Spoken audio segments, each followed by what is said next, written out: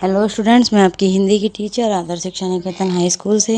बच्चों, आज हम आपकी हिंदी में संधि पढ़ेंगे, ठीक है, जिसे हम लास्ट क्लास में आधा पढ़ चुके हैं।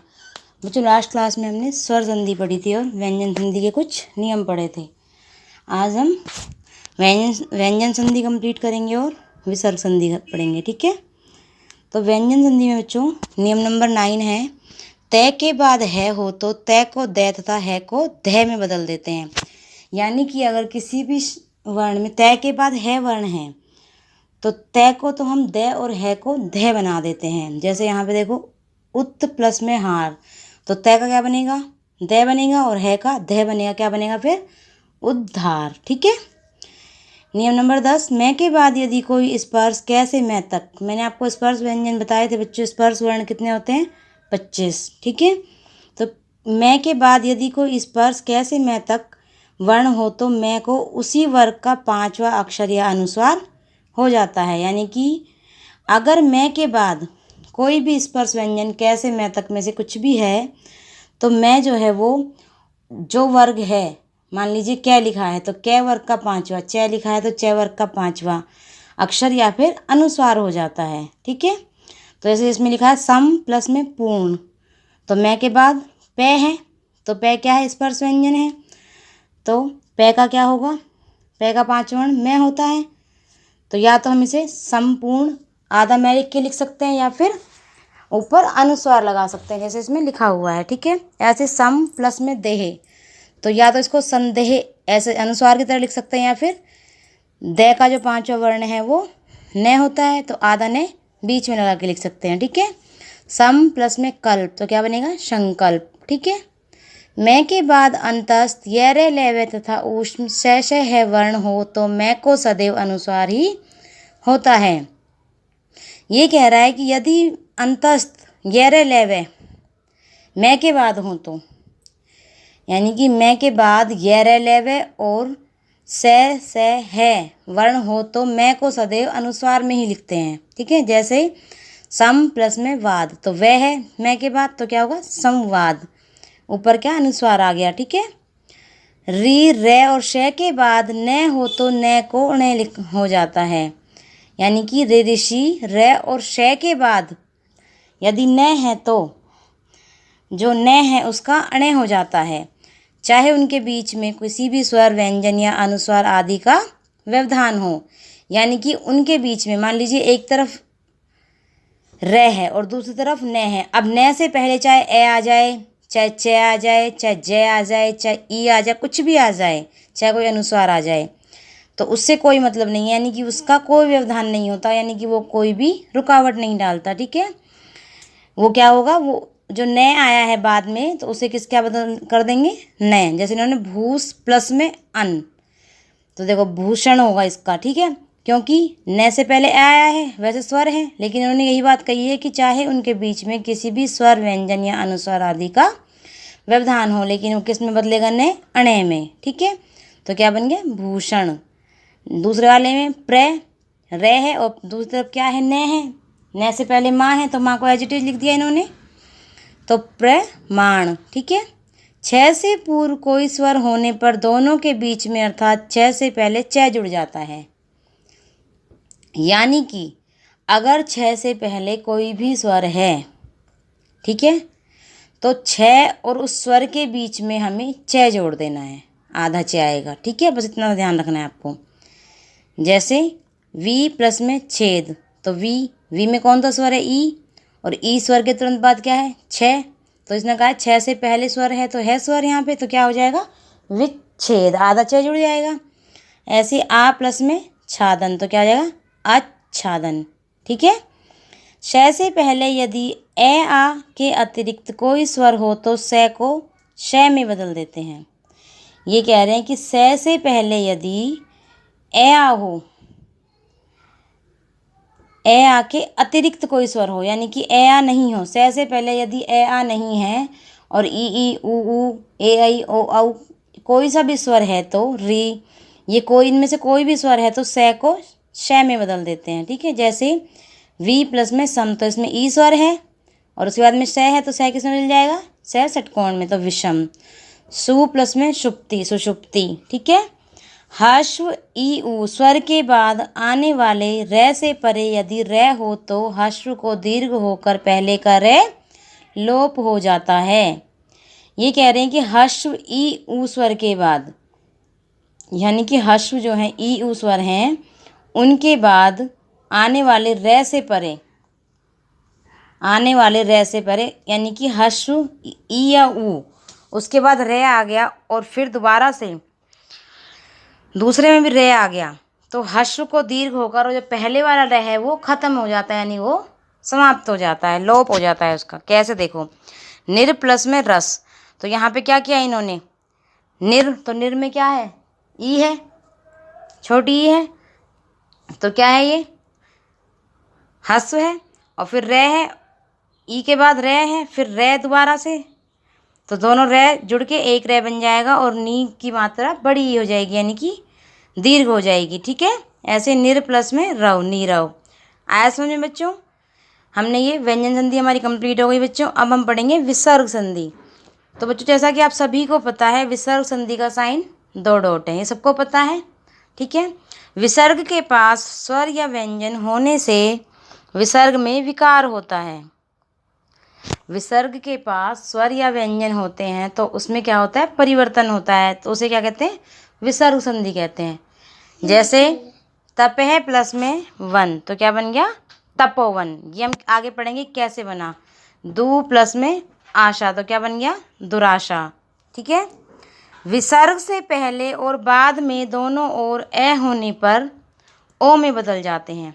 तो यहाँ पे ये इसी का एग्जाम्पल है। देखो, अगर विसर्ग से पहले और बाद में दोनों तरफ ए है तो तपह में भी ए है, और विसर्ग है उसके बाद फिर वन में भी ए है, तो दोनों तरफ ए हो तो वो किस में बदल जाते हैं, ओ में बदल जाते हैं। ठीक है। तो क्या हो गया, तपोवन। ऐसे इन्होंने मन है प्लस में अनुकूल, मनो अनुकूल। विसर्ग से पहले ए तथा बाद में किसी भी वर्ग का तीसरा चौथा पांचवा वर्ण तथा य रे ले वे है में से कोई वर्ण हो तो विसर्ग को ओ हो जाता है। ये कह रहे हैं कि विसर्ग से पहले तो ए हो और विसर्ग के बाद भी अगर ए हो तो ओ में बदल जाता है, साथ साथ विसर्ग से पहले ए हो और विसर्ग के बाद में किसी भी वर्ग का तीसरा चौथा पांचवा वर्ण या फिर य रे ले वे है में से कोई वर्ण हो तो क्या हो जाता है, वो भी ओ में बदल जाता है। ठीक है। जैसे यहाँ पे बताया इन्होंने, विसर्ग के बाद किसी भी वर्ग का तीसरा चौथा पांचवा वर्ण होने पर विसर्ग को ओ कैसे बनता है। देखो, मन है प्लस में जय, तो विसर्ग से पहले ए है और जय जो है वो कै वर्ग का तीसरा वर्ण है, तो क्या बन गया, ओ में बदलेगा तो क्या होगा, मनोज। ठीक है। ऐसे पे प्लस में धर, तो प्योधर। पे है प्लस में दे, प्योद। तपे है प्लस में बल, तपोबल। ठीक है। विसर्ग के बाद गैर लय होने पर कैसे बदलता है विसर्गों में, मने है प्लस में रंजन, तो यहाँ पे क्या है, रे है विसर्ग के बाद, विसर्ग से पहले ए और बाद में रे, तो मनोरंजन। यहाँ पे ये है विसर्ग के बाद में मने है प्लस में योग, मनोयोग। यहाँ पे है मने है प्लस में हर, मनोहर। वहाँ पे मने है प्लस में रथ, मनोरथ। उसके बाद आपको नेक्स्ट आता है, विसर्ग से पहले ए आ के अतिरिक्त कोई स्वर तथा बाद में कोई स्वर किसी भी वर्ग का तीसरा चौथा पांचवा वर्ण तथा ये रे लेवे है में से कोई भी वर्ण हो तो विसर्ग को रे हो जाता है। ये कहने कि विसर्ग से पहले तो ए आ नहीं हो, उसके अतिरिक्त कोई भी स्वर हो तथा बाद में कोई स्वर किसी भी वर्ग का तीसरा,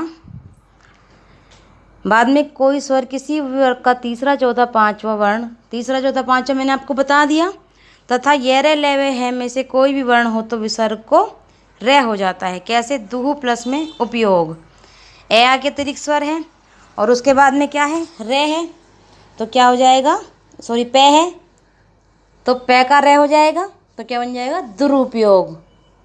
ठीक है।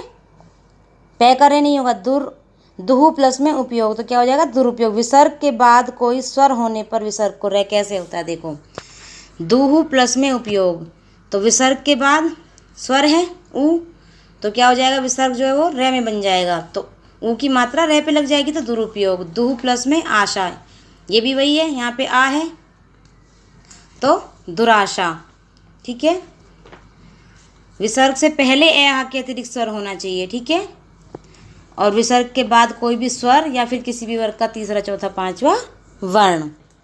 नी प्लस में आकार, तो क्या हो गया निराकार, क्योंकि उससे पहले ई है विसर्ग से पहले और बाद में आ है, तो क्या हो गया निराकार। तो जो नी है वो जो विसर्ग है वो रे में बदल जाएगा और क्या बन जाएगा निराकार, ठीक है। नी प्लस में आश्रित निराश्रित, विसर्ग यहाँ पे भी रे में बदल जाएगा। विसर्ग के बाद किसी भी वर्ग का तीसरा चौथा पांचवा वर्ण होने पर, तीसरा चौथा पांचवा देखो, नी प्लस में झर, तो झ जो है वो च वर्ण का है, च छ ज झ चौथा वर्ण है, तो जो विसर्ग है वो रे में बदल जाएगा निर्झर। पुनः प्लस में निर्माण पुनर्निर्माण, ये पांचवा वर्ण है न। पुनः प्लस में जन्म, ये कै का तीसरा वर्ण है पुनर्जन्म। निहि प्लस में जन निर्जन, ठीक है। इसके बाद आपका आता है विसर्ग के बाद य रे व है होने पर विसर्ग को रे।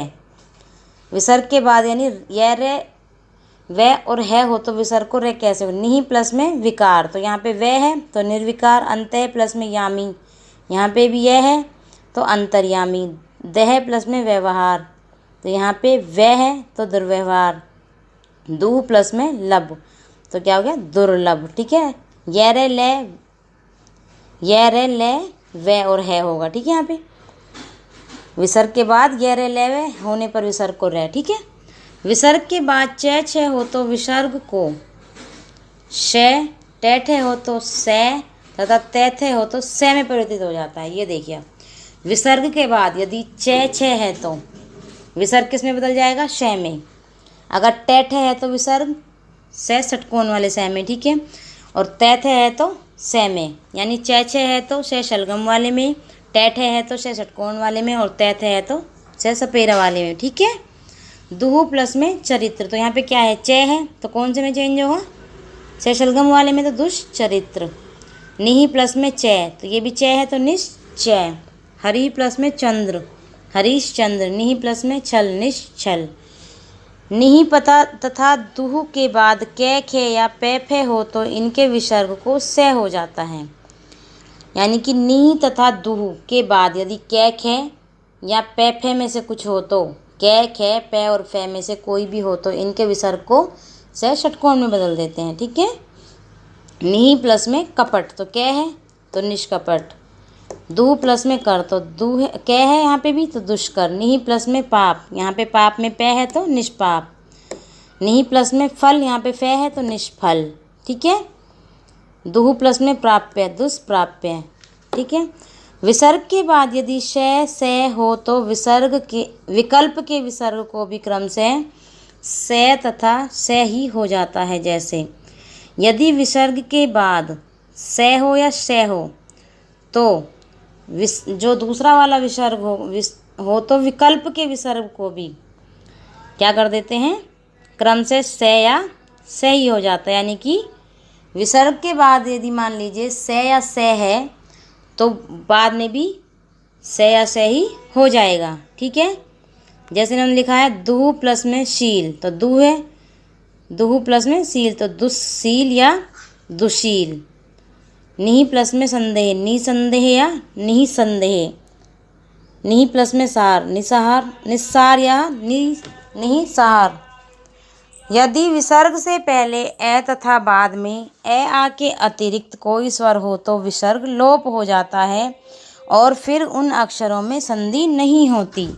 जैसे ये कह रहे हैं यदि विसर्ग से पहले ए तथा बाद में ए आ के अतिरिक्त कोई और स्वर हो तो विसर्ग जो है उसका लोप हो जाता है और फिर उन सब अक्षरों की संधि उन अक्षरों में संधि नहीं होती। जैसे अतः प्लस में एव, तो यहाँ पे ए जो है वो स्वर है, ए आ के अतिरिक्त है तो इसलिए अतएव। तत् प्लस में एव तथेव, ठीक है। आया समझ में बच्चों, हमने संधि कंप्लीट कर लिया आज। ओके, आज के लिए इतना ही। आगे बच्चों हम नेक्स्ट क्लास में पढ़ेंगे। आपको अच्छे से पढ़ना है और अच्छे से याद करना है, ठीक है बच्चों। अच्छे से अपनी कॉपी में लिखना है। ओके बच्चों, आज के लिए इतना ही। थैंक यू बच्चों।